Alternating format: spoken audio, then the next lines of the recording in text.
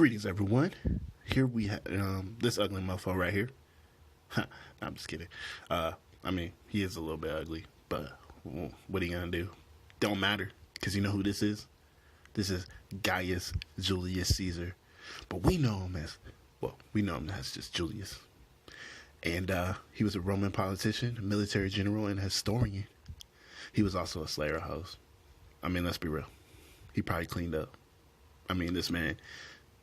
There was nothing that this man didn't do, couldn't do, wouldn't do. And don't tell him that he shouldn't do it, because that would be a mistake. But anyways, he played a critical role in the events that led to the demise of the Roman Republic and the rise of the Roman Empire. Yeah, he did that. He started that shit. He also wrote Latin prose. We can just throw that in there. That's like icing on the cake. Because he's a man of the people. So check this out. In 60 BC, Caesar, Crassus, Pompey, they formed a political alliance that dominated Roman politics for several years. Their attempts to amass power as popularis was opposed within the Roman Senate. Among them, Cato the Younger, with frequent support of Cicero. Yeah, so they wasn't having it, man. Caesar and his two homies, they was like, yo, hey, we here, man. We up in here. We gonna take over. All right? We gonna run this shit. And them old heads was like, nah, hell no, get out of here. Why did these kids think they can just do whatever they want? And Caesar, Crassus, and Pompey just looked at him and was like, because we got hoes. They was like, we can't argue that. But anyways, Caesar rose to become one of the most powerful politicians in the Roman Republic through a number of his accomplishments, notably his victory in the Gallic Wars, completed by 51 BC. Well, the Gallic Wars, he kind of did some shit that shouldn't really be swept under the rug. He kind of starved out a city and introduced plague and shit. And it was kind of like what we would probably call war crimes nowadays. But, that's neither here nor there, man. He's doing his thing. Hey, every good man, they got two sides, man. Everybody's got a light and a dark side. And sometimes you got to embrace that dark to get to that light. I just made that shit up. That was pretty good. Anyways, during this time, Caesar became the first Roman general to cross both the English Channel and the Rhine River when he built a bridge across the Rhine and crossed the Channel to invade Britain. So he was a bridge builder. He was a military leader. He was a historian. He was a politician. And he slayed them hoes. I keep adding that one in, but come on. This man cleaned up. But anyways, he was a bridge builder. He built a bridge? By itself? Nah, it wasn't by itself. Nah, he got people to do it for him. And he was just sitting back saying, yeah, put another stone there. Yeah, and then put another stone there. And if you connect all those, then you have two land masses. It's a bridge. And they looked at him like, do we know what a bridge is? Shut up. He's like, I'm Caesar. Don't tell me to shut up. They gonna name a salad after me, dog. One day you'll see. And they're like, okay, this is our leader. I'm just kidding. Anyways, Caesar's war extended Rome's territory to Britain and past Gaul. These achievements granted him unmatched military power and threatened to eclipse the standing of Pompey. His homie, his homeboy, his home skillet, who had realigned himself with the Senate after the death of Crassus, man. So, Pompey was a double-crossing snake, dude. He went running back to the Senate with his tail between his legs. And Caesar was like, what the hell, man? I thought we was boys. What are you doing? They hate us, man. They old heads. And Pompey was like, well, you're making me look bad, dog.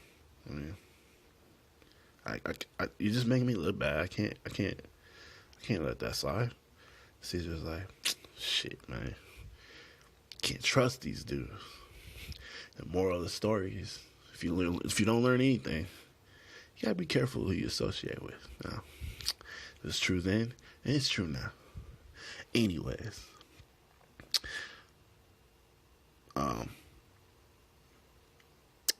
with the Gallic Wars concluded, the Senate ordered Caesar to step down from his military command and return to Rome, leaving his command in Gaul meant losing his immunity from being charged as a criminal for waging unsanctioned wars. As a result, Caesar found himself with no other option but to cross the Rubicon with the 13th Legion in 49 BC, leaving his province and illegally entering Rome under arms. This began Caesar's civil war. So basically, they was like treating him like he was a child. They're like, young man, you get your butt right back here, right now. You're gonna answer for this. You're in so much trouble, young man. And Caesar was like, you can't do nothing to me. Shut up. I'll do whatever I want. You guys can't stop me. And they were like, don't talk to us like that, young man. And he was like, I'll show you. And show him he did. He showed them. Because he won that civil war. And with it, unrivaled position, power, and influence. After assuming control of the government, Caesar began a program of social and government reforms, including the creation of the Julian calendar. So this man created a calendar. And basically, he was like, this is how the days, months, and years are going to work. And if anybody want to try to, protest me, I will arrest thee. Nah, I don't know if he was that poetic, but he was thinking it. But anyways, he also gave citizenship to many residents of far regions of the Roman Empire. He initiated land reform and support for veterans. He centralized the bureaucracy of the Republic and was eventually proclaimed dictator for life, giving him additional authority. Well, yeah, that's all the authority you need. Dictator for life? I mean, that's the end game, right? I mean, that's what's up. But listen, he did all these good things, man. He gave people citizenship. He gave support to people. He reformed the land. He reformed the government. And what did he get for this? He got shade. That's what he got. A whole bunch of shade. Clouds started forming over his head. Because those fucking snakes in the Senate, they conspired against him, including his old homies. So basically, what happened on the Ides of March 1544 BC, Caesar was assassinated by a group of rebellious senators led by Gaius Cassius, Longinus, Marcus Brutus, and Decimus Brutus. They stabbed him to death. Them hoes, they stabbed him. Yeah, I called them hoes. Because that's what they are, man. Bunch of little punks. How dare you do that, man, to a man as great as Caesar. And all he was doing was good shit. But you know what all they did? All they did was solidify the end of the Republic. Because a new series of civil wars broke out. And Caesar's adopted heir Octavian, later known as Augustus, rose to sole power after defeating his opponents. Octavian set about solidifying his power, and the new era of the Roman Empire began. Now, it wasn't exactly a good thing. It wasn't all, roses and cherries. It was like pretty much downhill from Caesar. I mean, you had Caligula who was out here like sodomizing people and shit. Then you had Nero was like setting the city on fire just because he felt like it. Yeah, that's pretty much what came after Caesar. So, hey, that's it, man. That's Julius Caesar. Come to think of it, he ain't so bad looking. I mean, he is balling and whatever. But I think this statue was made when he was like really old. But he still slayed some hoes. He did. He cleaned up even when he was old.